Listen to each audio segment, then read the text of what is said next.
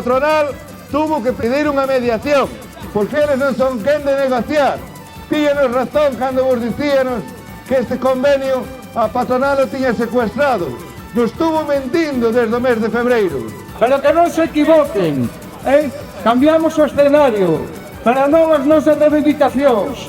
Seguimos a manter as mismas que hasta ahora.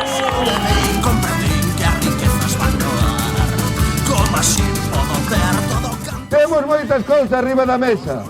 Os fixos descontinuos, a regulación das ETTs, a subida dos salarios. Eso todo témolo aí e ten que empezar a facer os seus números para chegar a un acordo canto antes.